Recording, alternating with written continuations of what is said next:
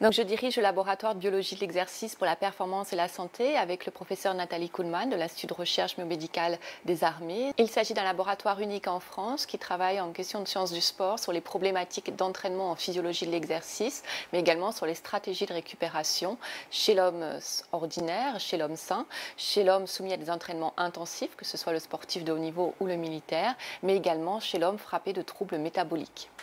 Alors concrètement, on fait des expérimentations en laboratoire. Là, dans le cadre du test qui va avoir lieu sur tapis roulant, nous allons identifier des paramètres tels que la lactatémie, le pH sanguin, la concentration de bicarbonate sanguin qui va nous refléter l'équilibre acido-basique au niveau circulant, au niveau sanguin. On peut également mesurer des facteurs cardio-respiratoires on va mettre un masque au niveau de la bouche et du nez du sportif pour mesurer ses échanges gazeux, donc sa respiration, son rejet de CO2 et son inspiration en oxygène. Et ces échanges gazeux vont augmenter avec l'intensité d'exercice. Donc les mesures se font donc en laboratoire, mais également sur site d'entraînement, par exemple à Joinville pour travailler avec la Fédération française d'aviron, sur les SAD pour travailler avec la Fédération française d'athlétisme, mais également à Marcoussis, au Centre national de rugby, où nous travaillons avec l'équipe de recherche des rugbyman et les staffs sportifs.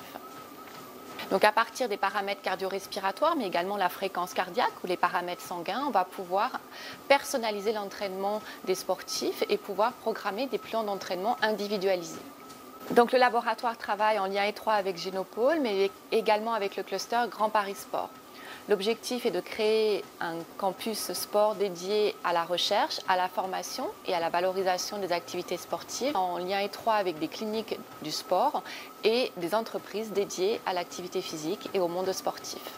En 2024 va avoir lieu les Jeux olympiques et paralympiques à Paris. L'objectif est certes d'obtenir des médailles, de mieux accompagner les sportifs de haut niveau et les staffs d'entraînement, mais également de mettre en activité physique 3 millions de Français. Le sport et l'activité physique ont des effets bénéfiques sur la santé et sur les maladies chroniques pour lutter contre ces maladies chroniques telles que le diabète, l'obésité,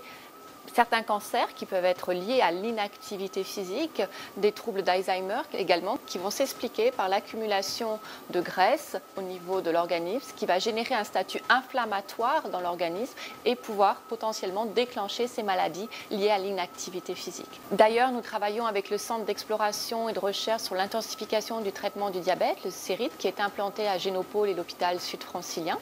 Nous travaillons en effet sur